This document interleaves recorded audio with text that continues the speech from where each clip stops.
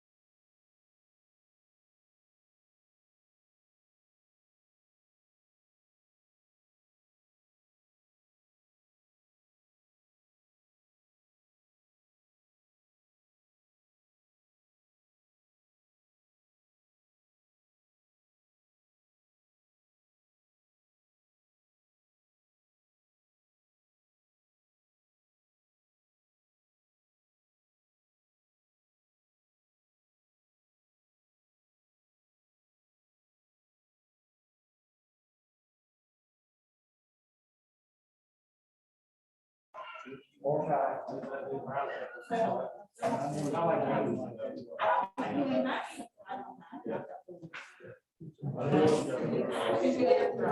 right, everyone, it is officially 5:30, so I'm going to go ahead and call this regular meeting of the Marion County Board of Education to order. Our first item, I need a motion for item 1A. I make a motion to consider approval to amend the agenda. I'll second. All in favor? Okay, item number 2, looks like we've got student ambassadors in the house. So ladies, I've been told that you haven't been here before. So welcome to on your first trip to the Board of Education in front of our board meeting. We don't bite very hard at all, I promise. And so if you wouldn't mind, please stand up and tell us your name, what grade you're in, how long you've served as a student ambassador, a little bit about your parents, your family, and what's going on at school. Hey everyone, I'm Jasmine Farmer. I'm currently a senior at Marion County High School, and I've been a student ambassador for 3 years now, currently on the executive council. My parents are Debbie and Kevin Farmer. Right now in school, I know we have a student ambassador mentor program coming up, which was recently postponed, so once we get more details around that, we'll have that. And we, on January 20th, we're having an practice ACT day for the sophomores and juniors. Sophomores will be taking it online and juniors will be taking it on paper. And along with this day, it'll be a good opportunity for our seniors to get out of school and go job shadow, a profession of their choice, or go on a college visit. Hello, my name is Superintendent Report. I'm a junior. My parents are Greg and Jill Gaddy.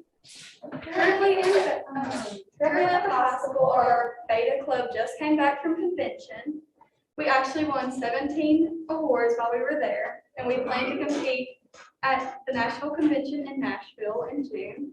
And also our middle school Beta team is currently at state convention right now.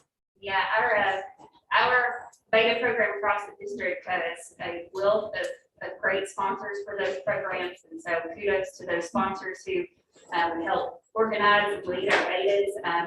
I'm thrilled to see all of the reports come back from Marion County Beta convention trips because we're always wrapping up the hardware, so it's a beautiful and amazing thing to see. So thank you, ladies. Now I'm going to ask you guys if you would be so kind as to lead us in the Pledge of Allegiance. Okay?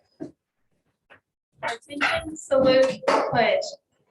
I pledge allegiance to the flag of the United States of America and to the republic for which it stands, one nation, under God, indivisible, with liberty and justice for all.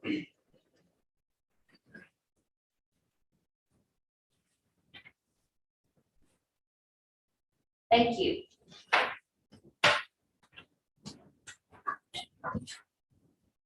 Item number 3 is communications, and joining us is Julia Spielmeyer to speak. And just so you're aware, Ms. Spielmeyer, we always allow our guests about 5 minutes to speak and share information. Okay. If it's okay with the board, I'd like to address without a mask so you can hear me a little more clearly. Okay. Thank you for your time this evening and happy Board Appreciation Month. I'll be speaking briefly on the mask mandate in our county and the current policy of basing that mask mandate on incidence rate. A little background about myself. I'm a parent of 2 elementary age students in the district. My husband is a physical therapy supervisor at UK. So as you can imagine, he's continually updated on COVID numbers, protocols, and best practices. I work in risk management, specifically insurance risk. Between the 2 of us, we understand the importance of gathering data to make decisions, which is what brings me here tonight. I'll start by quoting something that Mr. Randolph actually said during the November 2nd board meeting when the reentry plan was discussed. In that meeting, Mr. Randolph stated, and I quote, "Information is power," and I wholeheartedly agree, which is why I've come to sincerely ask this board to reevaluate our mask mandate in the school district. My plan is to give you information tonight to support that. To clarify, I am not asking that we get rid of masks. I am asking that masks not be dependent on incidence rate, and that parents are given the opportunity to make the best decision for their children. I realize some of you may have just had a knee-jerk reaction to what I said, because all we keep hearing is COVID numbers are rising and hospitals are filling up. However, as of a January 10th report from the Kentucky Department of Public Health, only 31% of ICU beds statewide were occupied by COVID patients, and in our region, Marion and the surrounding counties, that number is very much the same at 37%. Regarding overall hospitalizations, COVID patients accounted for only 14% of admissions across the state, and in our region, only 17%. So when you take these numbers into account, asking the board to reconsider the mask mandate may not seem unreasonable. Now let's talk about masks for a second. Without getting too far into my personal beliefs, I would like to say I am not an anti-masker, nor am I pro-universal masking. I believe that the choice to mask or not mask should be left to the parents. After all, we do know our children best, including medical histories, and we understand the individual makeups of our households, including risk factors for serious disease. That said, I'm sure you've heard the argument that in order for one wearer's mask to be effective, someone else must also be masked. The CDC disagrees. On their website, according to their recent findings, one person wearing a mask is effective at reducing the wearer's exposure to respiratory particles. If that mask has 2 to 3 layers, that person could receive the same level of protection as if everyone around them was masked. So to mandate that all children must wear a mask for any of the masks to be effective is faulty and not based on the data. I would also like to add that as of the first week of January, all children ages 5 through 11 would have had enough time to become fully vaccinated, including both shots, if their parents made the decision to do so. So as you can see, there are options available to parents if they feel their children are at risk and they want additional tools depending on the individual circumstance. However, to mandate masks for all students district-wide seems excessive in light of the data and nonsensical when you consider how many places our children can go unmasked today. And one final thing about masks, the CDC advises that the fit of a mask is very important. Having a mask that fits properly, which includes being tight-fitting, no gaps or holes, preferably knotted on each side of the cheek, is the best and most effective way to wear one. And it should only be removed by touching the ear loops and folding the mask neatly so as not to contaminate what you put back on your face. But consider for a moment how our children actually wear them. They're constantly being touched by unwashed hands throughout the day as children put them in and out of backpacks or pockets during recess or lunch. They become playthings for fidgety children, or for children like my son, they become helicopters. He likes doing that. And I can only imagine how many of our students have dropped them on the hallway floor, or worse, the bathroom floor, and put them right back on their face. So as you can see, mandating masks without also policing that they are worn correctly at all times doesn't achieve the desired results. They become nothing more than a way for us to look like we're trying to do something. At this point, you might be thinking, I don't want to be one of the only school districts to not have some baseline metric for our mask wearing policy. But a quick Google search will show you that there are already several school districts around our area that have masks optional, regardless of incidence rate. Garrett, Lincoln, Taylor, and Hart counties, just to name a few. And I did personally call each of these districts to confirm that what I found online was correct. And yes, all of them are masks optional. And regarding our incidence rate, who is to say that 50 rolling cases over a 7-day span is best? Since every school district has arbitrarily chosen their golden number, does that mean one district cares more or less about their students if the threshold is lower or higher? Ms. Meyer, that's 5 minutes, so if you could finish that. Okay. Obviously, we can see the fault in that argument. The truth is, there doesn't seem to be a rhyme or reason for the thresholds or little guidance on what the best practice should be. So for now, we're asking our students, our 3,300 students, to wear masks inside school buildings based on positive COVID cases from 0.0003% of the population of Marion County.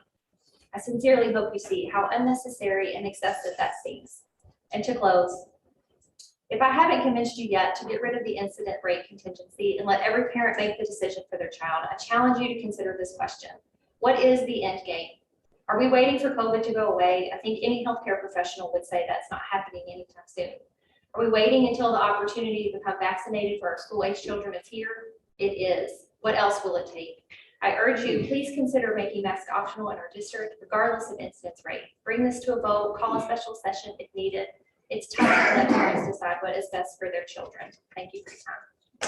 Thank you very much for the feedback, and I think this board has said numerous times that we continue to evaluate and observe the data, and if it becomes a point where we feel like our policy needs to be amended or updated, we'll take that under advisement and consideration. Thank you very much. Mr. Hafley, is Mr. Hafley here this evening? So we are going to move on to item 3B, and that is our superintendent report. For this board meeting, my report contains four areas, four topics of discussion. Regarding facility and facility improvement, our district facility, finance, and technology staffs and Principal Peterson from Marion County High School met with Griggs Construction and the various contractors to discuss scheduling of the renovation work and the impact work scheduling will have on the instructional process. Everybody's need to communicate and plan concurrently was shared by all the parties there so that we can have as seamless as possible. And I might also mention CMTA was well represented there as well, our engineers on that, as well as our architect. As you drove in the staging area on the south side of Marion County High School, you can see is nearly completed, and it's being used for the storage of material, equipment, tools, and security of those things. It's underway in full usage. And our Calvary construction project and our Lebanon Elementary renovation project are now deep into the schematic design phase. And as soon as that phase is completed, representatives from Ross Tarrant will bring us up to speed on where we go next. Under finance, we've had some questions about finance the last few days. Our bond sale processes are currently underway so that the bonding process can be initiated, essentially financing the Marion County High School renovation project. And we'll touch upon that in greater detail later on in the board meeting.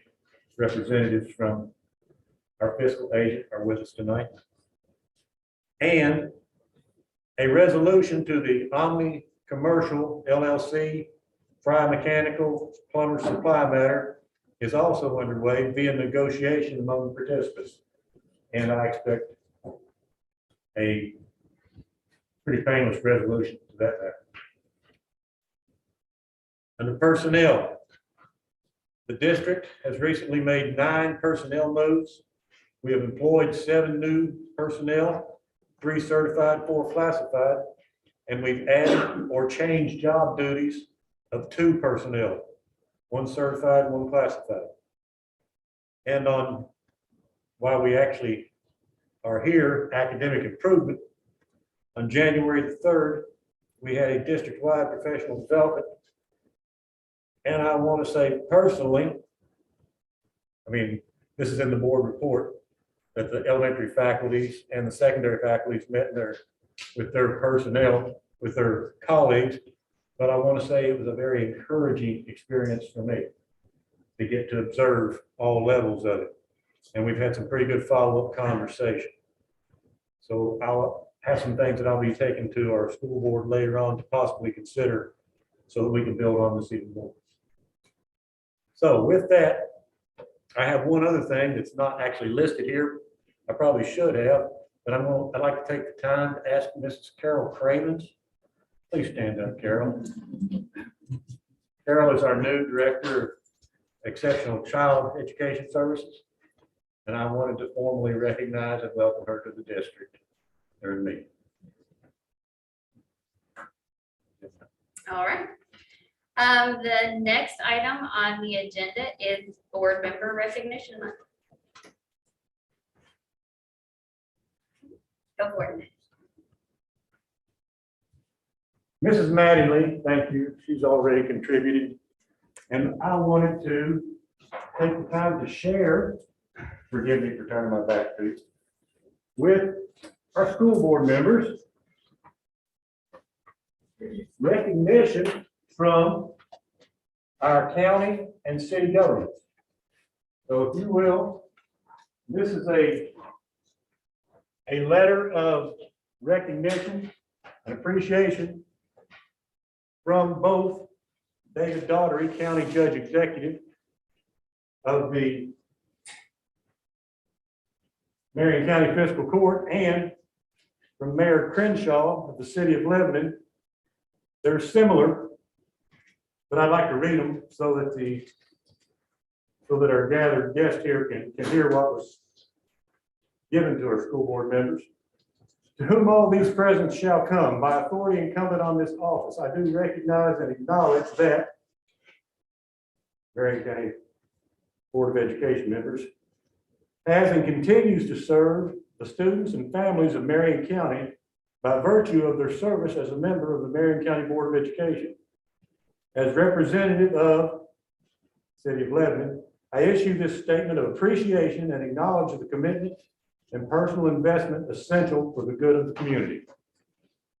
But this was signed by Mayor Crenshaw. So on behalf of our local governments, thank you very much. Thank you. And I'll just speak for myself on that. I've served, I was elected in 2016, and this continues to be, it has been from the beginning and continues to be a pleasure to serve this community and the families and the students of our school district, and a pleasure to work with each of you. And so thank you all for the recognition, and thank you all for what you all do every day to make this job easier anyway. I don't know, easy, but Easier. There you go. Okay. There was a gentleman, sir, you joined us in the back, and I just want to make sure that you weren't here to speak as part of public comment. You were a little bit late, so I wanted to confirm that before we move forward. St. Charles, my daughter was in 5, and I want to see what we get done. Mr. Hafley, is that you? Yes, ma'am. Would you like to speak about your concerns? Yeah, well, the principal knows what's going on, because we went through it several times over it. It happened right down here on the school property too. And what bothered me when the deal went down, my daughter got off that bus that morning. Come to that principal. I'm 46 years old. I know the law ain't changed that much. When a kid supposed to come to a teacher, principal, anybody, started school, any kid, they should have been tested. Well, my opinion about it, she went to the principal and Linda come told her what was gonna happen. She was gonna get game. And she sent her back out there where Linda, let her go back, tell Linda to go back where she's supposed to go to. When she did, she sent my daughter out there to get game. That's the way I feel about it. And I called the Board of Education. Chris told me to talk to Chris about it. Chris told me to call Jimmy. Called Jimmy about it. First thing, secretary lied to me about him. Only reason I got to talk to Jimmy was I talked to the Board of Education, Chris, snapped his fingers. Who do you think got on the phone? Jimmy did. And I was trying to talk to Jimmy just like I am right now to y'all. First thing I asked, how about get officers in there? You know what's the first thing he told me? Well, it ain't my place to pay it ain't our place to pay the police officer been there in that school. My opinion, it don't make no difference where the money comes from. It should be the safety of them kids are in that school. I already see the principal, the teachers down there can't get it under control, because if they did, it wouldn't happen what happened when a kid come to a principal, say, hey, I'm gonna get gun. So if it wasn't for the band teacher there, my daughter would have got serious hurt and her little boyfriend. Yeah, our teacher, whatever, I don't know who she was, but I know she was our teacher. She knew. She stood there at that bottom gym. And there's 15 steps are on that gym, not counting. And she stood there and watched my daughter get game. Because she didn't, I don't know if she was scared or what it was. First of all, I don't know where her mind was that morning. I mean, when a kid, if I've been the principal, kid come to me, say, Mr. Hanks, I'm gonna get game today. Well, I'd make sure first thing, safety of that kid, if I had to do her on my side, or send her to my office, secretary. Don't send a kid back out there to get whooped by 2 other kids, knowing that ain't right. And I'm wanting to see, I already see, I mean, where I'm gonna go. I know my daughter didn't get hurt that bad. What if a kid would have walked in that school that morning, after the principal called Jimmy, I called Jimmy, 3 hours later when he got there? What if a kid would have stepped in there that morning with a gun? What would the St. Charles have done that here? Because it took Jimmy 3 hours to get out of town. If it's the officer there working like here in town is, that situation, I believe, would have been dealt with a whole lot better than what would have been dealt with. And I believe it needs the officer down there. I mean, every person I talked to, it said the same thing I said. Too many kids, not enough staff.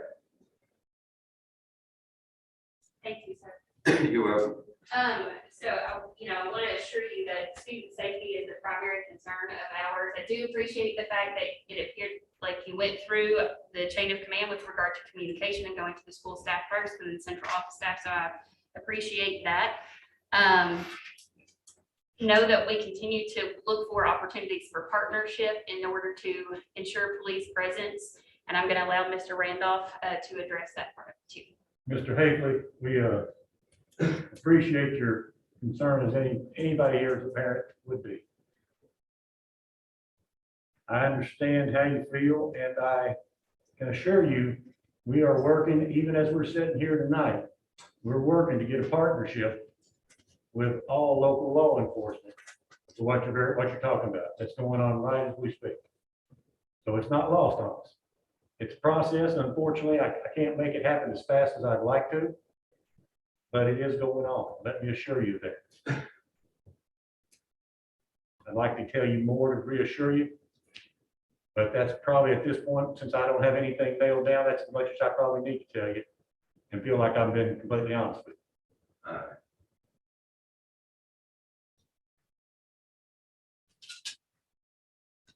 Next item on the agenda is item 3D, and that's our attendance and enrollment report.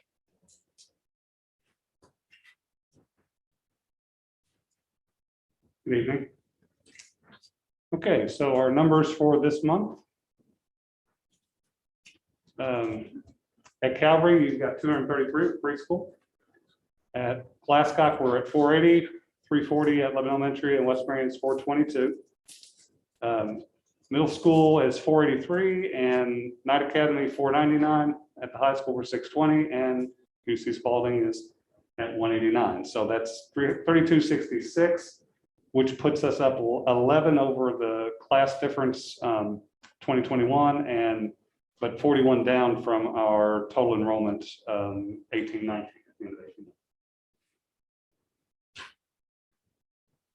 Thank you for that addition, by the way. I appreciate it. You're welcome.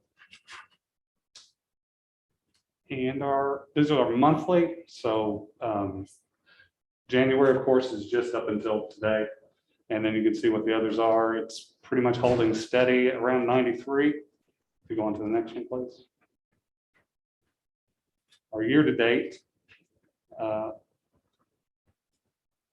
also at about 93 for the district.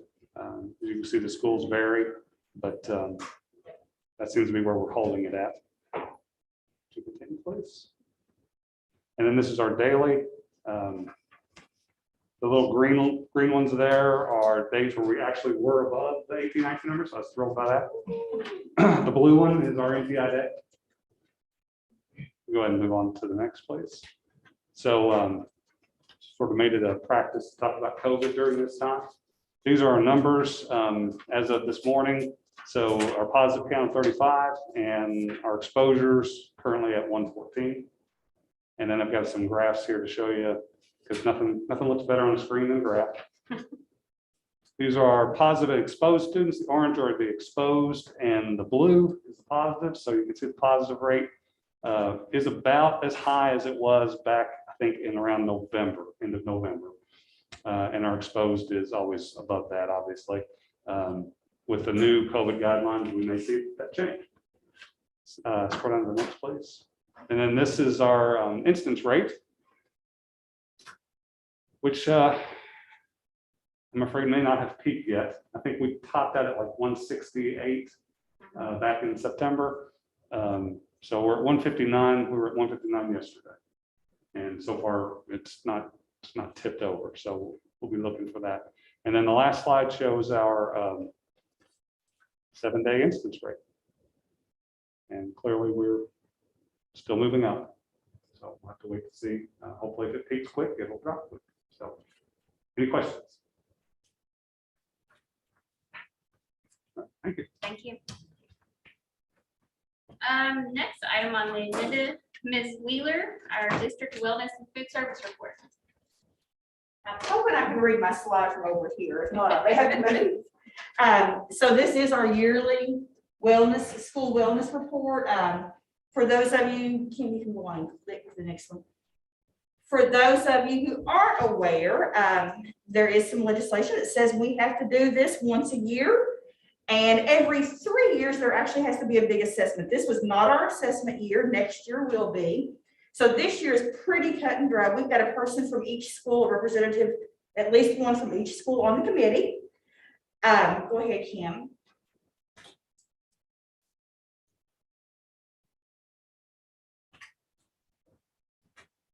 And this year, like last year, one, because it wasn't a big assessment year, and then two, with COVID still going back and forth, we did do our meeting this year in a virtual format. So I set up a shared Google Drive with everybody on the committee, asked them at different points to go in and do some different things. Note, one of the things was when it is for elementary schools, they have to review their school wellness policy yearly. So we needed to know when that was done at every elementary. We did a small survey just within our district, the people on the committee, about things that they have seen and noticed since our children have come back to us. You know, we all thought, hoped, prayed that this year would be a normal school year, and it's been anything but normal, and we continue to see that. So, and this information shows that also. So we did that through a virtual format. I'm doing the yearly presentation tonight, and then there's a report I have to submit to KDE by May 1st.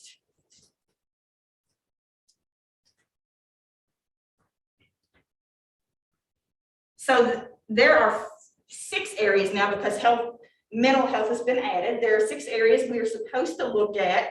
Health and safety policies within the schools, health education, physical education, nutrition services, and healthy promotion for our staff. Now, some of that you're going to hear about things, maybe not tonight, but in other board meetings from other different groups. We've got an excellent mental health awareness group that's working on different things and different components of that. So we're doing some things, crossing over and teaming up to get those done. if you looked at our list of people on the committees, we've got health and PE represented from each school. And then Ms. Clark, who is our 21st Century Director, represented, and Pam Marks, who is in another grant program at Glasscock, represented on the committee. So had a pretty wide range, and like I said, somebody from each school. Go on, yeah. Successes over the last 12 months. Now, this list is not near as long as it would have been a few years ago. However, I think what we've done has been pretty big. One is we continued, even last year when we were shut down, we continued to feed our kids, get meals home to all of our kids. And what some people may not realize, we had our drive-throughs, but then there were families who would call and say, hey, I don't have transportation, I can't get there, whatever. And we worked with the FRIS, we worked with counselors in the buildings and made sure those families got what they needed and got taken care of. And then at the point when we were back in school, but we had people choosing to keep their children home in a virtual format for whatever reasons they were making those choices. We still set up at the fairgrounds, and there was a small group of us. Mr. Lyons was a trooper and came and helped every week, but we set up at the fairgrounds and used the facility out there to cut freezers and set up and distributed food out there for weeks and weeks and weeks, once a week. So we continue to feed our families, our children, all the way through. That's something when I go to school nutrition meetings, not everybody did that. Everybody tried in some format. I think we probably had one of the best operations and best formats around them. Summer feeding, we did get to bring the Dream Bus and the Dream Band back this past summer. Our summer program wasn't as big as it was pre-COVID, but we did get some of that back up and rolling. For those of you who aren't aware, we do the Dream Bus, which goes to 2 spots Monday through Friday, 2 different spots Monday through Friday. But then we also have a van, and the Dream Bus does an education component. We also have a district van, and somebody hired that they go to those spots on the days the Dream Bus isn't there and take meals to the kids in those spots. So even the other day the Dream Bus isn't there, those children still have an opportunity for a breakfast and lunch. In our low income areas, that's huge. And we've had parents at one time pre-COVID, those rules on those meals were really strict, that the kids had to come and they had to eat them there, and parents couldn't come pick up, and it didn't matter if it was pouring down rain or whatever, they were supposed to eat them there. Well, now with COVID, those rules have been relaxed, and it's really been a great thing for our children in our community. We are a Kentucky Proud School District. There's some paperwork to fill out. We are recognized as Kentucky Proud, but beyond that, we are actually utilizing Kentucky Proud. We use Kentucky Proud products in our school district, getting to the point year round. I was actually at a meeting today, helped organize a meeting today to bring more Kentucky Proud food into not only our school district, but surrounding counties, and working in a small co-op group with some schools, some farmers, to get where they can deliver to us and use what they call high tunnels to produce more into the winter and the cooler months. So we are Kentucky Proud. We even did a huge, a few parents in the room, we did a huge Kentucky Proud day back in the fall where we had a Kentucky Proud hot dog, and we got those grilled. We had grilling stations set up all over the county. We used Taylor Bell ice cream. That is if you don't know that young lady's story, go Google it and read it. That's an amazing story of a young lady who started out making ice cream as a senior in high school, and she is out of Harrodsburg. We had corn on the cob that was local. We had apples that were local. So the main parts of our meal that day were all local. Our students were very excited about the fact that the hot dogs were done on the grill. Now, some kids said, "Oh, it's burnt," because they hadn't seen a hot dog cooked on the grill. So that's, when we look at things, we look at what do our kids get or don't get that others, or we want them to be exposed to.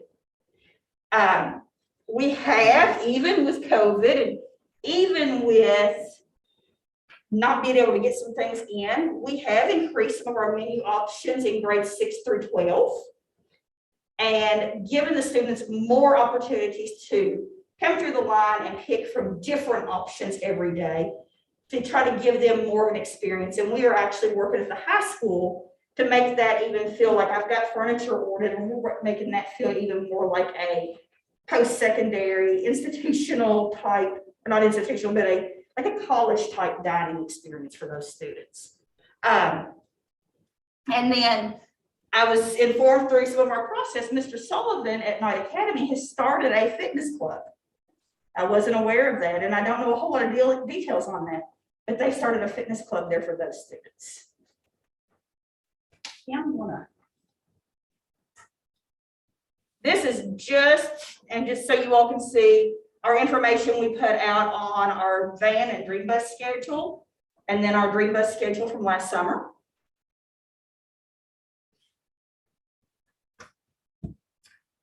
A list of the farmers that we have worked with in the last year. And I actually don't have Taylor Bell or our Kentucky dog on there. I forgot to add those. Go on, Kim. A few pictures from our Kentucky Proud Day. You know, when we do these grilling events, we've got people, not just our cafeteria staff, but we've got some other people that work in our district that love to come out and help out and run those grills for us. So we had a lot of fun with that day. So concerns our committee members brought up, and I am going to scoot up where I can see a little bit, got the wrong glasses. Since the pandemic, there seems to have been an increase in anxiety issues, and I think that's something we're all aware of, and that's where that health and wellness component comes in. Again, since the pandemic, morale and motivation of many students seems to be lower, especially that getting up and getting to school part in the mornings. Once they get there, from what I'm told, they're okay once they get there, but getting them there in the morning seems to be an issue with several. So one of the members pointed out that several of the students seem to have gained weight over the last 18, 20 months that is different. Most of us have gained a little weight, or several of us have. And I just say getting to school. And then somebody said, and I think this probably came from Ms. March, there are students that are thrilled to be back, but they're frustrated with the fact that they now feel like they are behind or playing catch up, especially in our core areas. So that's huge for us to know that they're even reporting that to staff, that they feel they have those feelings. And then I did have a couple members of the committee who are in our upper grades, our middle school and our Knight Academy, ask about providing a few different drinks and a few different things for the kids at lunch. That would be all well and good, but I've got certain USDA guidelines I have to follow. So children that high school students can have a lot more options than middle school students, and especially than elementary school students. All right, Kim. And then that's just a list of some leadership things that I've been involved in over the last year since I spoke to you all last. Again, I'm scooting up where I can see. So I participated in the Kentucky Nutrition Legislative Action Day last February, and I'm planning to participate again. This is a day that's set up for us to actually meet with representatives, senators, and talk about things that they can do to support school nutrition in our state and our schools in our state. Attending the nutrition, there was also a national conference. I've done that the last couple of years. Some of our board members might remember that. Actually, Carrie, I think you're the only one that's here now. But when everything shut down in March of 20, I was actually at the national conference that week. So I was on the ground as some of those decisions were coming out. We did that conference via Zoom last year. I am planning to Zoom in on that conference again this year. I've been asked to speak at the American Commodity Distribution Conference, and we'll be doing that in April. I spoke at the Kentucky Department of Ag Conference this past December, and then have served on various committees. Any questions, you all? Just kudos. The Kentucky Proud Day was a hit at my house. They were thrilled with the hot dogs, thrilled with the ice cream, thrilled with all of it, although the 13-year-old is picking one and he does not like the, burnt hot dogs. But the other two were overjoyed. Well, and if it weren't COVID, we probably wouldn't have pre-wrapped those. The students probably would have been able to pick the naughty burger on bedtime. And we are, part of that meeting today is we are working on, like I said, more Kentucky Proud and working on trying to do another Kentucky Proud Day in the spring once it warms up, and I feel like I can trust putting stuff out on grills again and make a plan for that. Jennifer, I can, Other questions, any just general food service related questions while I'm up here? Jennifer, I don't know if you can hear me. So supply chain issues is an ongoing, if anybody's walked in Kroger, I went to Kroger yesterday because not because I'm worried about the snow coming in this weekend, but because I'm leaving for a conference tomorrow and wanted to make sure there was food for my family. And my teenage daughter loves like chicken strips, chicken nuggets, like or popcorn chickens in the air fryer. Not a one to be bought. So what you see in Kroger is pretty true to what we're seeing.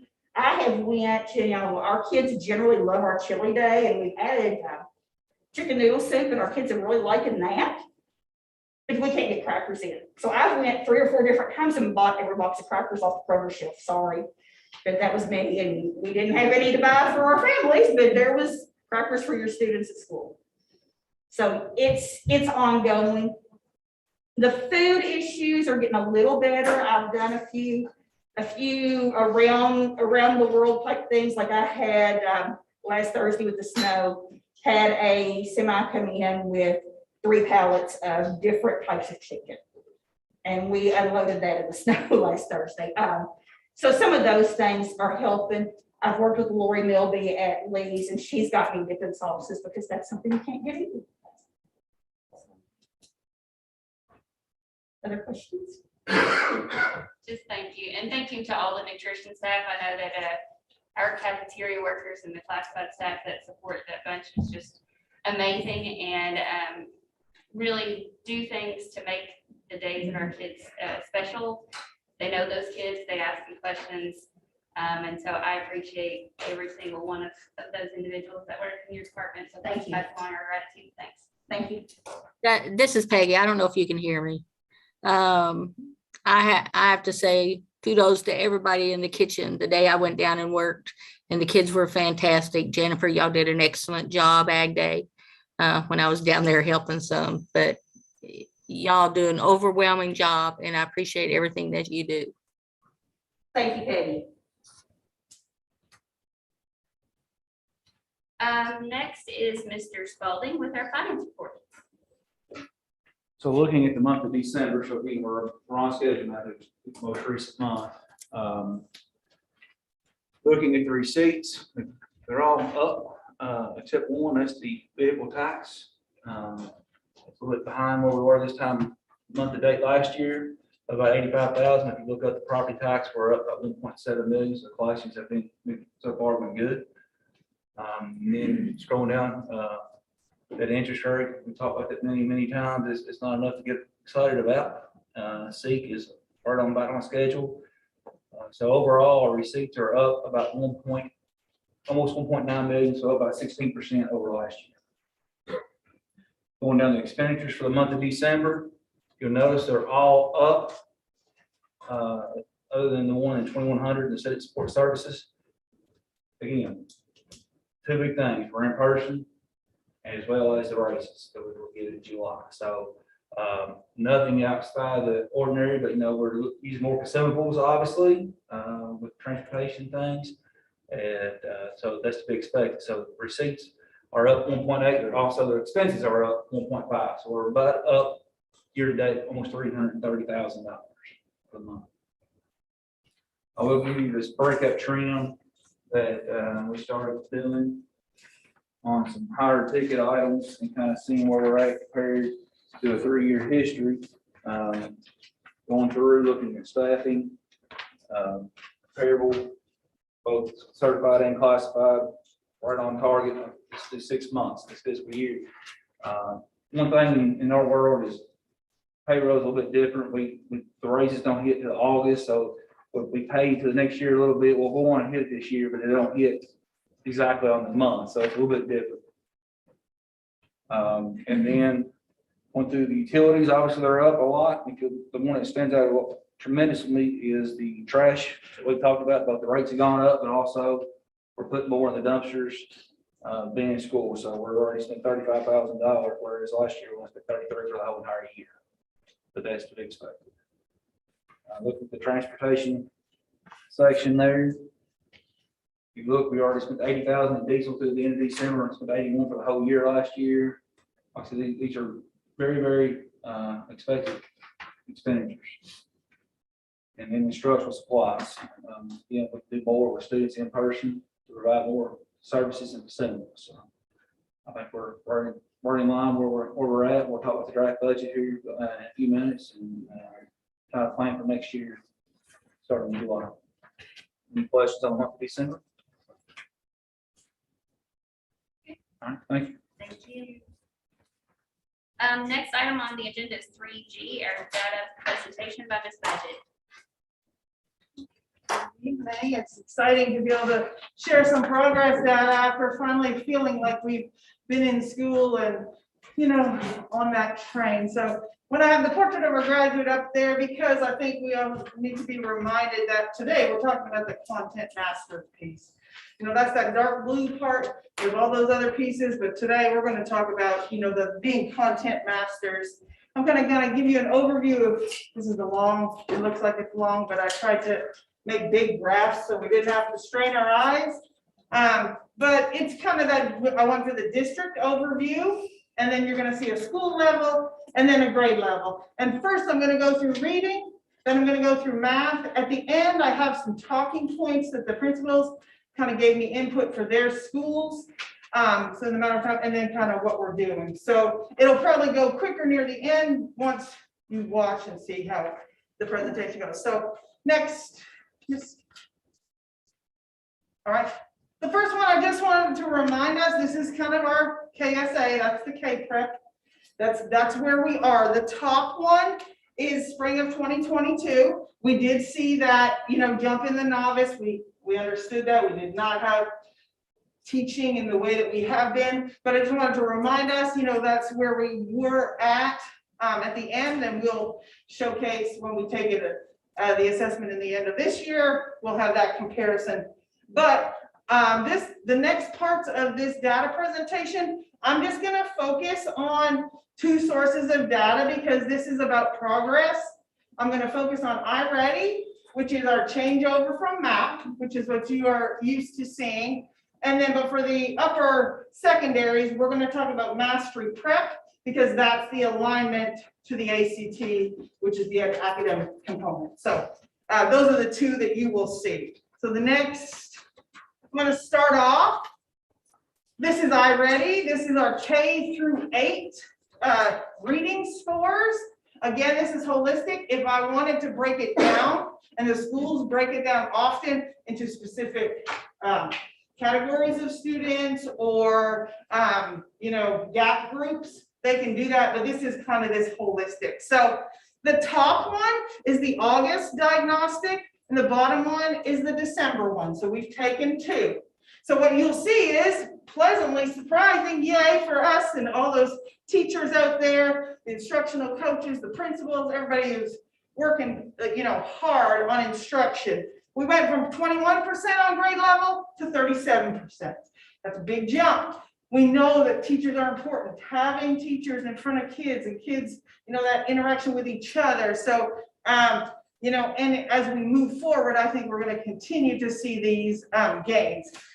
So if we go to the next one, and these next two, the next two, this one is, I broke it down by grade level for you. And again, I'm not going to go through every one, but if you have questions after the presentation, but I just wanted to give you the overview, and I didn't want to put it into a little tiny graph that didn't mean anything. So, but you'll see in August, that first column would have been on grade level or above grade level, and we were in the single digits. When we scroll to the next one, we jumped to the double digits already in all those grade levels. So we are seeing, in our kindergarten, we don't even have any, way down in that grade, which we definitely want to see. And we'll talk about some of the upper grade levels, but that is another promising sign per grade level. We're also seeing, growth per grade. If there's no grade level I'm looking at saying nothing, ooh, that's really shocking. Everybody, is showing, and sometimes it's smaller points, but we are turning it in the direction we want. So now we're going to we'll go school by school again, go a little bit quicker, but okay, there's Calvary. They went from 24% on grade level to 46%.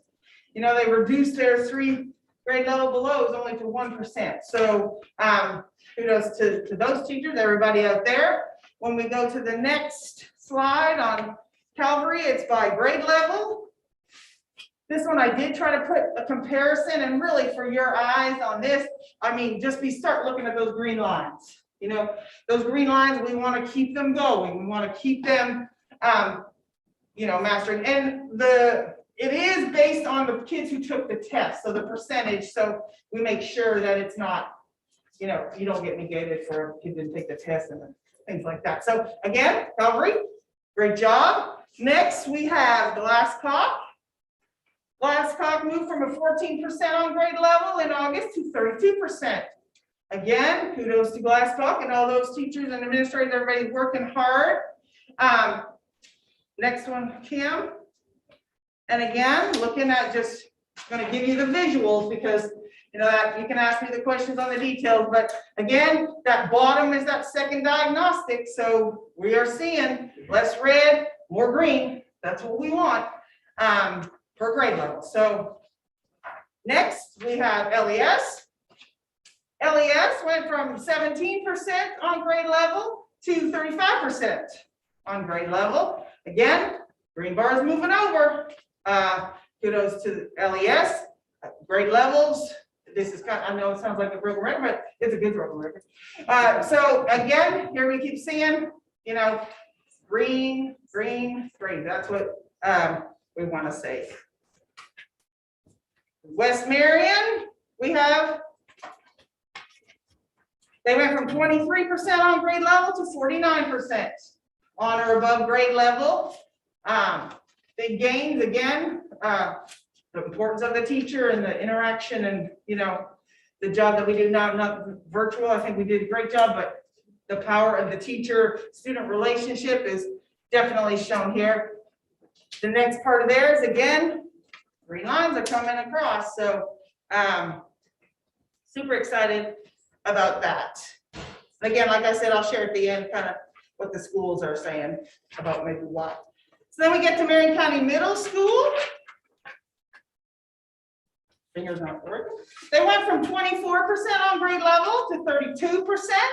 So again, we're looking at, they're really decreasing. I look at that red one on this one as well, because, we're starting to see a big deficit in like students that were 3 or more grade levels below. We got to catch them up kind of 1 grade level at a time as well. And they're not going to jump necessarily right to above grade level. So again, seeing those decreases in the red. And then their grade levels, again, they're a little bit smaller percentages, but that's a bigger, there's a lot of learning at that 6th, 7th, 8th, that they have to accumulate. So again, we're working hard with them and the instructional support there to continue to move up. Next, now, 8, I'm going to talk about Night Academy, because Night Academy, you're going to get iReady data and you're going to get Mastery Prep data, because that 8th and 9th grade is so, different in accountability reasons. So in the 8th grade, they take iReady. Again, they went from 25% on grade level up to 32%. I will give the caveat about Night Academy, and because Brady and I have been working and talking about things, and what she realized, one thing, this data, we were like, oh, we wished looked more green and more green, but they realized that they're on block schedule, and that may not be the best for Miss Brady and her staff in the 8th grade. And what does that look like? Because some of these kids haven't got instructions yet, like in reading or math, because of where it fell. So we're gonna, and you know, for that, I just want to give that caveat because Ms. Brady, she was like, hey, I'm gonna work with some, we might need to figure out, is that the best? And that's what we want when data is shown, that you look at it and, so you go to, for her, for 9th grade, the other thing is, our 10th graders take the ACT and our 11th graders take the ACT, but 9th grade does not. So Miss Brady and her staff, they've only taken one round of mastery prep for their 9th grade because they wanted to spread it out into 3 chunks to give them a better view of how they're doing, because they don't have to necessarily have a score in March. They can take another mastery prep round. So they have spread that out. So, and in the 9th grade, we still got a couple of years to move forward. So this is what you're seeing is, that's their score in reading. When you look closely, this is the graphs that are coming out of OTIS. So she can see how many students, 205, haven't met the benchmark set for, so 20 for reading. And then she can click on that and they can know exactly who those students are and they can build groups and do all of that. So they know the 57 that are already there, how you're going to enrich that. So for each level in the 9th grade, it's not as shocking to see as many not at benchmark because they're still in 9th grade. And then the next one's is high school. So we're going to stop at high school. I will give the caveat at the high school. They tested twice. But their second round of testing, there were some major malfunctions with the testing environment and the testing tool. So we're going to present the data, but we're not sure as how much reliability we're going to give to it. And they're going to rectify that. I think you've heard one of the student ambassadors say they're going to take another test. But you do have a comparison for the 10th grade. That is the reading score. So top is August, bottom is November. Looks shocking to say it, but I just gave you the caveat of, what's that look like? So they're working on retesting and making sure that they can get a better accurate result. So they'll have another data point. And you'll see that it's pretty common in all of the reading and the English. And because English, I did not put the composite up there because I was trying to match just reading and math. So again, and then the 11th grade. So the 11th grade, they're closer. So you do see a little more blue, which is good. But again, on that bottom, November, we wanted to see more blue. But again, it shows 10th grade, they still got another couple of years, but that's why we give 10th grades the opportunity to take the test, to give that exposure. So next. There's the 11th grade. Again, you're seeing more blue already. So, and the English one as well. The English one has a big discrepancy on the number of students who took that test. I think the test pretty much crashed and 100 students' scores did not even get reported. So, but we wanted to show it to you because, we're out there, we're trying, get some data. So then now the next section I'm just going to go through quickly is the math. It's going to look exactly the same as reading, but now we're talking about math. Again, that is our KSA performance. The top is what we scored in spring. More novice than we want. So we want a lot more on that blue and green on this graph, but we're working on it. So the district math scores, we went from 13% on grade level to 30% overall. Big improvement. Again, red's coming down. We scroll down. By grade level, again, this was the first diagnostic in August. We didn't have very much green. And then go to the next one. Again, we had single digits in the, above grade level or, and now we have a lot more of that green and that green with the slash, which is what we really like about iReady, is just giving that bigger breakdown and not just being like, did you make it? Are you close? Things like that. So Calvary Data on math, they went from 16% on grade level to 41% on grade level. I think it's stuck, but okay, there it is. So moving those green bars, that's what we like to see. Scrolling down, again, you're just gonna see that side-by-side comparison. And green bars are moving in the direction we want them to go. Glasscock, 8% on grade level, went to 28%. Reduced this 3 levels and below from 13% to 6. Those are big ticket items. We got to look at small steps as well. So we're seeing a lot of that as well. And there's Glasscock's grade by grade from the first to the second. If I'm going too fast, or hopefully the visual is giving you the, we will get questions. Lebanon Elementary, they went from 12% on grade level to 31% on grade level. They reduced their 3 or more grade levels below from 11 to 5. That's exciting. And the LES grade level comparison. Then we have West Marion, went from 16% on grade level to 40% on grade level. They cut their 3 grade levels below in half. And then they also, their kindergarten, we all know about foundational. We're seeing some really strong instruction at that level as well. All right. Marion County Middle School. They went from 16% on grade level to 26% on grade level. Again, making those gains in each of those different sections. And there are, again, they're 6th and 7th grade. How that's, we're moving the bar. We're just continuing to move that. Again, 8th grade went from 13% to 20% on grade level. Again, that's a pretty big growth, and they are going to be working on breaking down who actually got the instruction in that content and who didn't, and looking at that data a little differently, because that's a different conversation if you had instruction, but then it didn't do any better. Than to somebody who has not had instruction. That's a little bit skewed. So they are looking at breaking that down, and the programs that we have will do that. The 9th grade mastery prep, again, there's a lot of that red, but again, they can identify those students.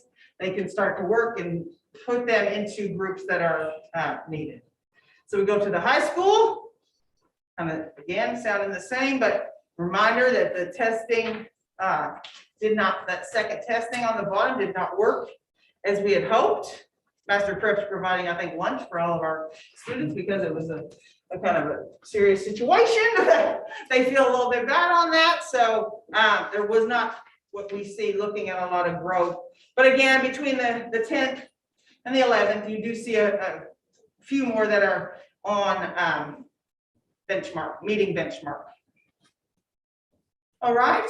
So next is the next step. So you can see that, and I'll talk about the district one in a bit, but Calvary, when Paul talked to me, he talked to me about, they're putting that new co-teaching model in where all the K through 3 teachers are going to have another certified teacher come into their room, really help with those targets and gaps. So once they've broken down those students into the groups that they need support on, and they're going to put more supports into that RTI module. And then they started co-teaching in 4th and 5th grade a couple of years ago, and it's pretty strong, and they want to continue because they feel like that's really helping to support them. Now, Glasscock, she had talked to you about this at one of the last meetings. They did a huge push literacy first training with their whole staff, which is really phonics based.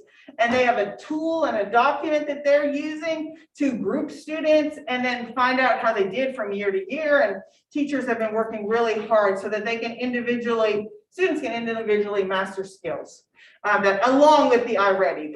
And then their math, what Ms. Akers shared with me, is that they figured that kids aren't putting those long-term facts those math facts into long-term memory. So they've started school-wide Fluency Friday. They sing songs. They all think it's you know, they get the pictures posted up, and I'm sure we've all seen it on social media, so, that was something that her and her staff looked at the data, realized this, you know, because that math fluency helps with all the other math concepts. Next, we had LES, and Mr. Mattingly shared that he's really working to prioritize those power standards and designing those standards that will lead to other standards and continue to help support, like, does this one really need to be taught before this one? And then what do they really need the next year? So scaffolding that, he's working hard in his PLCs, and they're really developing assessments to monitor the student progress and using their charger time, which is like their RTI time, to really scaffold and make sure groups are intentionally planned to move forward. And West Marion, they are, their students are on those individualized iReady pathways that are directly related to the skills that they need, and that teachers have adjusted, again, that's the common theme here, the adjustment of groups based on what the student needs from what the data is showing. So that's our elementary. The next one, our middle school. Now, Miss Mattingly, when I spoke with her, she's really working on not only the, you know, the teacher understanding of the standards, but she was a little bit focused on the students as well, with regards to the students having friendly targets, like understanding what they're learning so that they can repeat it, not, you know, the KR, you know, RL 27756, you know, but then also making sure that the things are aligned to standards, but also she also wants the students to focus on their ownership of the work as well. It's not just about the teachers. So that's what she shared. Miss Brady, again, she's going to do her second mastery prep round in February 1st and 2nd. And what she's also done is that at the beginning, they only took one test a day. They were trying to, you know, test anxiety. There's a lot of testing going on. And now she's going to have them take like 2 tests a day and then work up to having the whole, so that the students get accustomed to the longer test period. So we will have some of that data. Plus, they are looking at, you know, organizing and targeting their instructions based on the iReady pathways, and then weekly checking and revamping some interventions based on some weekly checks. And she's working with her teachers to align assessments. The high school, as was shared, they're going to schedule a 3rd practice test for January 20th. I think our ambassadors told us that there's some are going to do paper and then the others are going to do online. And they also are having mastery prep come on site February 22nd to 24th to conduct the full day ACT boot camp ahead of that. And they're going to continue to utilize some ACT bell ringers to bring it in the forefront. And mastery prep also has a lot of resources for the classroom teachers. So they are going to, you know, continue to look for that and embed that.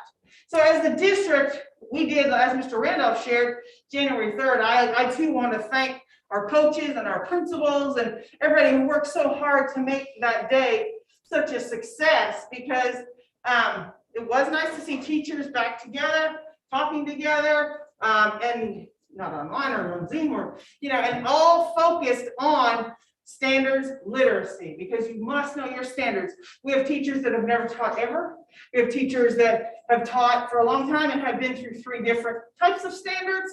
There was a lot of ahas when Mr. Randolph put everybody together and said, how did it go? It was like, yeah, there were some teachers who said, oh, I thought I knew that, but I get it now, or I need help with that. So we want to continue to build on that, on deconstructing the standards and increasing the assessment building so that it's much aligned, so that we know when they take a test, are we measuring what they are going to be measured on? And then we also are going to be working with CKC on kind of a train the trainer on this standards-based assessments, so that our staff, like the principals and the instructional coaches and some central office, can provide this training to our teachers so that they don't have to go elsewhere. Because we've already participated in day 1. We will get day 2 in March, but then we are also going to have Marion County train the trainer. Okay, so hopefully, Scott, tell me I couldn't talk very much longer. So, any questions, comments? And I'll get all your peeps are here as well, because they, So when you're saying train the, is that gonna be your instructional coaches that are? we're gonna bring principals, instructional coaches, people from the district, all of us, because what we, on January 3rd, collectively, it's gonna take everybody. Can't just be instructional coaches that do that work. Principals are instructional leaders of their building. You know, we are here to support, but it's important that there's as many people who can really help a teacher dive deep. And this will be in the math and reading. If we want science and social studies, we'll have to send people there. But CKC, because they did the training with us, I said, what do we get for it if we're gonna be the guinea pigs? And they said, well, we'll come to you instead of making people go there. So I think it will be very good. What we saw on day one, we actually used some of the stuff already in the January 3rd PD day, because it was just, they packaged it, you know, and put the resources together. So I think that was. And I think the breakdown of the data presentation is good. You know, that visual was very effective. You know, to my eye, at least, it gives us a good snapshot of what we're looking at. And I think because we are in school year number 3 with COVID, we know that these gaps didn't happen overnight. And so the closure of those will not happen overnight. And so to see our trends, you know, our at or above grade levels increasing, our below grade levels by significant numbers, you know, decreasing, I think, commend huge props, kudos, gratitude to all of our teachers in the classroom.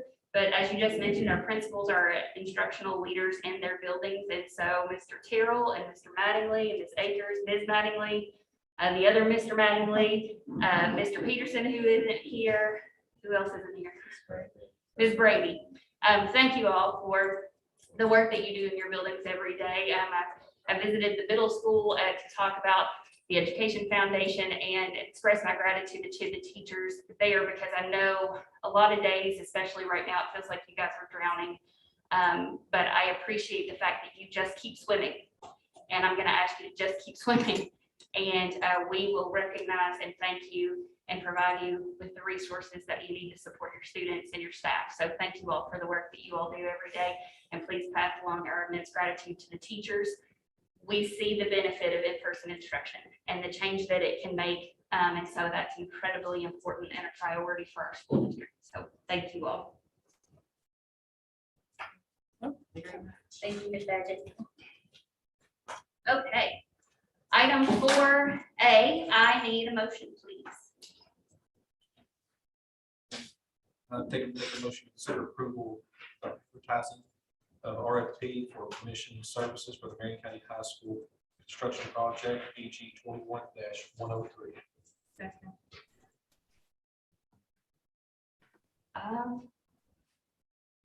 Mr. Abel, this is just an RFP, yes, so we're just requesting, basically, it's exactly a request for proposals, yes? Yes. Okay.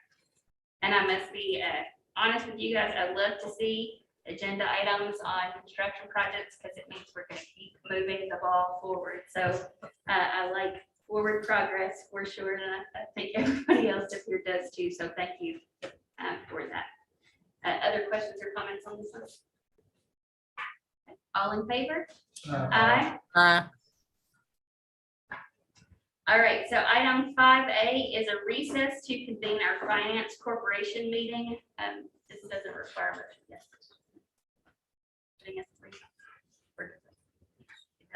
Okay, I need a motion then on item 5A, please.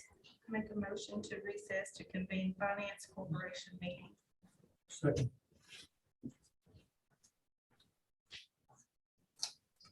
Okay, all in favor?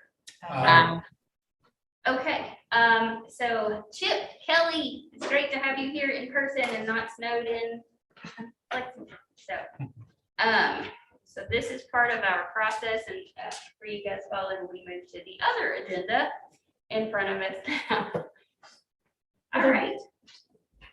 So I guess I need to officially call to order this meeting of the Marion County School District Finance Corporation. And so item number 2 requires a motion I make a motion to consider approval to elect officers of the Finance Corporation. Second.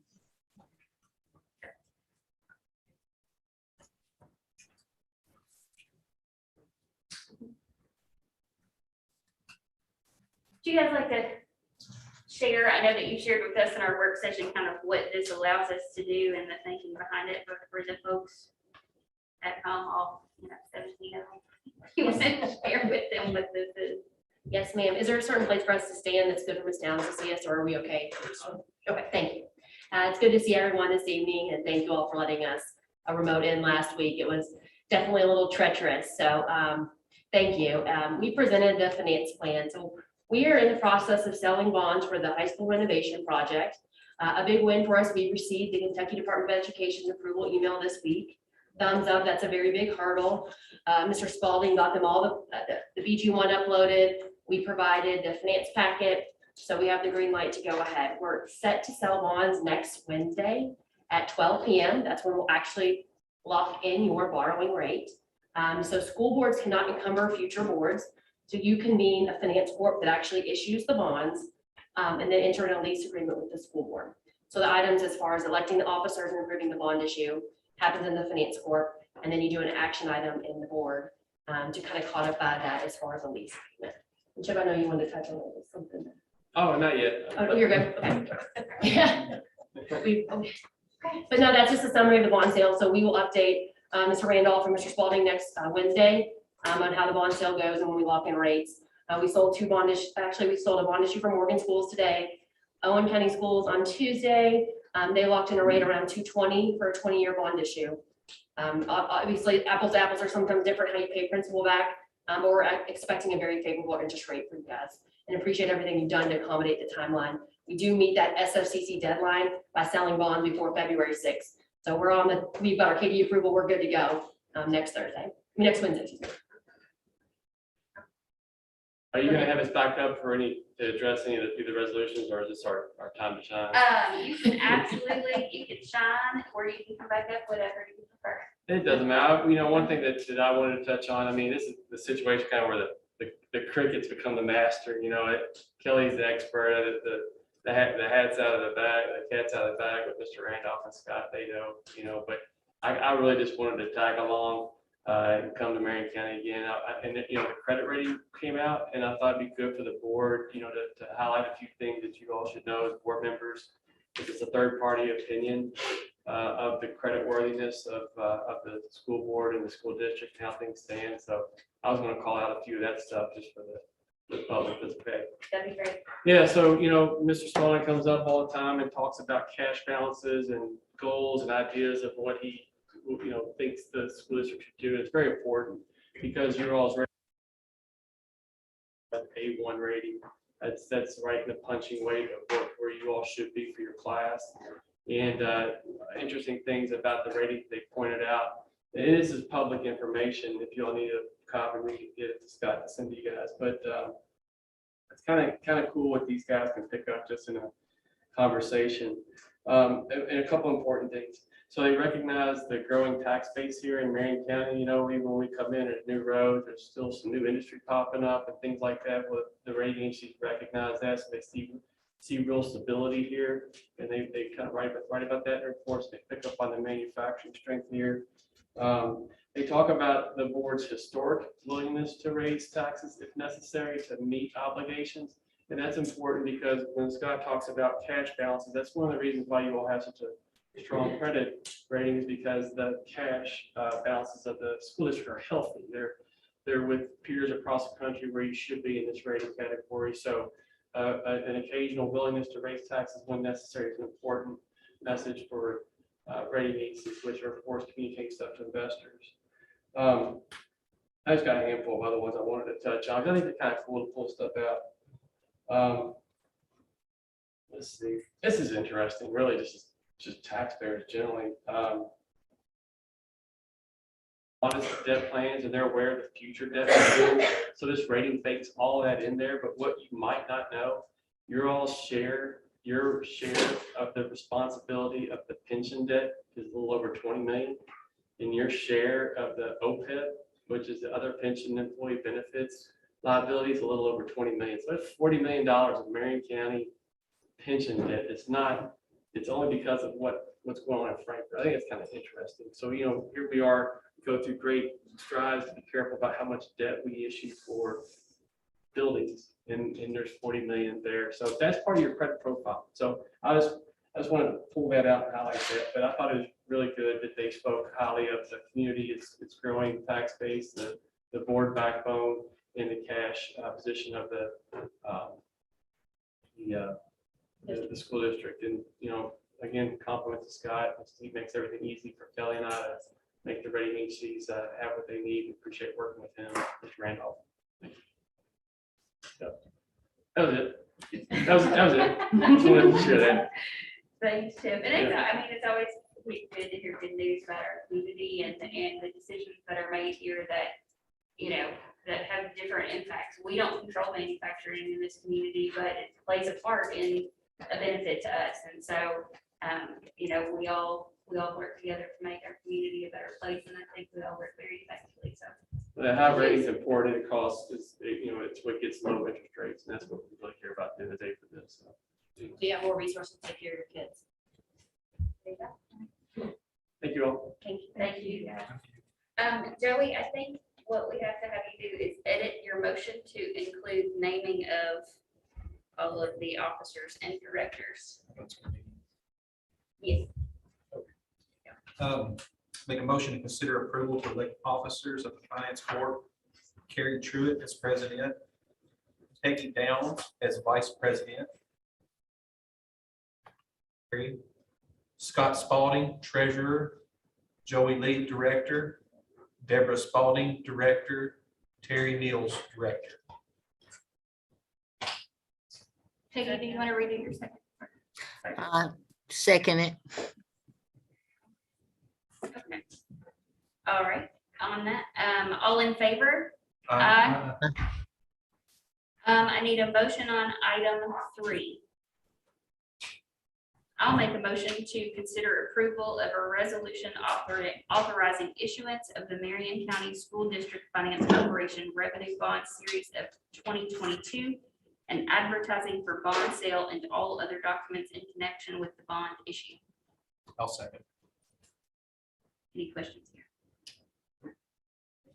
All in favor? Aye. I need a motion on item. I'll second. Love it. All in favor? Aye. Okay, so we have finished with that portion. So now moving back to our other agenda, I need a motion on item 5B. I'll make a motion to reconvene regular meeting. All in favor? Aye. I need a motion on item 5C. Make a motion to consider approval of a resolution authorizing the contract, rent and lease with Marion County High School District Finance Corporation and approving all other documents in connection with the proposed Marion County School District Finance Corporation series of the 2022 bond issue. I'll second. Questions here? Okay, all in favor? Aye. I need a motion on item 5D. I'll make a motion to consider approval of 2022-23 draft budget. I'll second. And Scott, you want to run down the dates, Sure. the requirements on budgets? So there's 3 steps, 3 parts of the budget. By the end of January, we approve what's the draft budget, what we're doing tonight. May be the tentative budget, and then in September, we do the working budget, and kind of 3 steps by then. This evening here, we're having a General Assembly's meeting for a long session and passing a budget, and there'll be a lot of things that come out of that, both potential revenues or some funding mandates, maybe salaries increases, whatnot. So this right here, the first step is to do the draft. Nothing goes to the Frankfurt Department of Education. This is just more of an acknowledgement. This is a starting foundation for better lack of terms. And then in May, once the General Assembly passes the budget, we know the ins and outs, and that will all be reflected into any salary increases, whatever y'all decide on, will be reflected in that tentative budget in May. the working budget will be any minor changes made till September that we discover, as well as tax rate will be passed by the end as well to incorporate finance. So basically, this budget you have in front of you, your draft budget, there's some highlights on the cover sheet, is the working budget for approved in September that we're currently operating off of. So it just gives us a starting point to go forward. It's very, very, very reflective of the exact work budget. The looking back, I try to use the actuals of prior 2 to 3 years to help build the budget. The last two are kind of skewed based on COVID, so that's not been as beneficial going forward. So we'll have to go back probably from further years to get some and look at real cost of any increases in utilities and things of that nature. So that's kind of a generic starting point, basically, with the draft budget. And so we'll plan to have a good working session to go Yes, over ma'am. our Tentative budget. tentative budget. Yes, ma'am.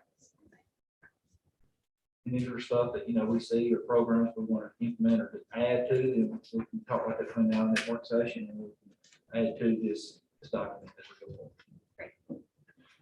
Other questions for Scott on the draft budget? Not at this time. Thank you. Okay, I Bye. need a motion, please, on item 5E. Oh, I'm sorry. Whoops, sorry. Thanks, guys. All in favor? Aye. Sorry, jumped again. All right, now I need a motion on item 5E. I'd like to make a motion to consider approval of revised 2021-22 salary schedule, attachment 3. Second. Questions about this one?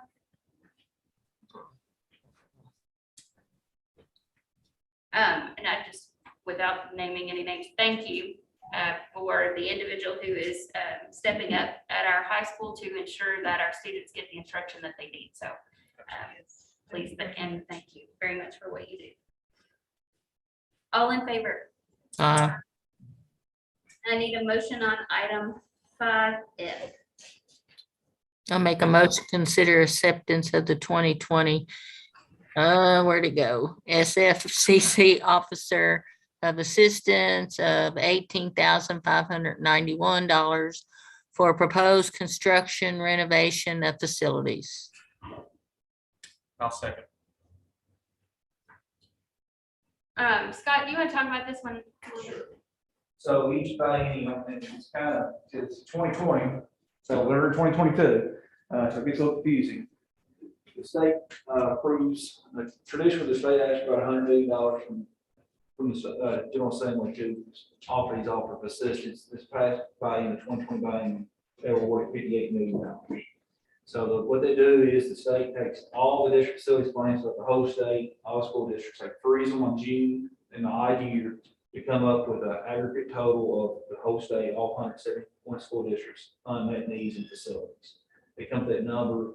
Your portion of that is divided by the total to get a percentage of what you put toward that. They apply that to the allocation of $50 million. They help us meet on unmet need. This district's facilities plan was approved in June of 2021 at odd year. So any projects that are approved come off that current district facilities plan, therefore the high school came on. So our unmet need is decreased by that. Therefore, this offer of assistance has been decreased to reflect that. So it's a proportional thing amongst all school districts across the state. So this is a number that we see going down as we build. Correct. So this 18,000 and some change is a 20-year offer of assistance. So it's each year for a total of $307,000 over a 20-year lifespan. Of course, how much that bond is a good question, but what's the interest rate at the time we use the bond? So it's not, can't give exact science, but it will go to the principal and interest of a future bond for 20 years. Scott, do you want to talk a little bit about what we're doing with the previous years, like past years offers of assistance to support the high school project? Correct. So Kelly kind of referenced that we're meeting the deadline. So there are requirements and deadlines to spend these monies offers by. And we've not done a large project for some time to look to. And we're on the deadline on some of these coming up February 6th of this year to capture the offer. with that being said, we're being proactive and capturing any other existing offers now in this bond sale of the high school. That way we're not in this position later. So we're capturing all the assistance of all the 2018 prior to get those involved with bonds. So that helps also to protect our bonding.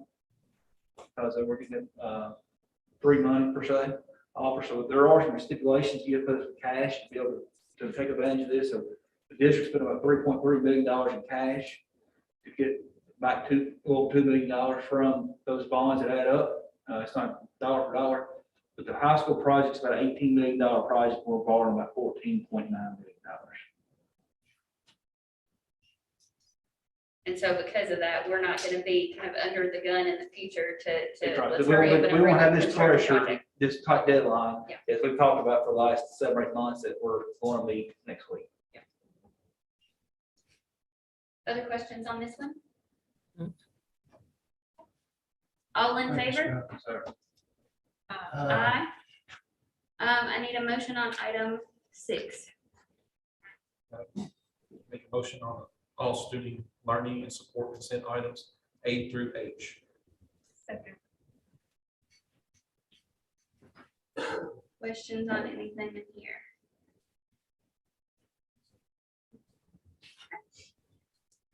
All in favor?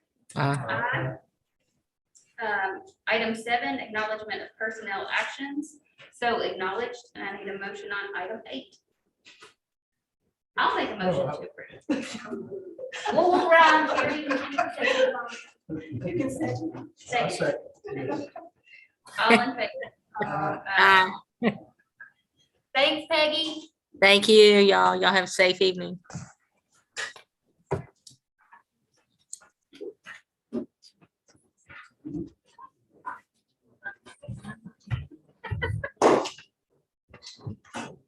I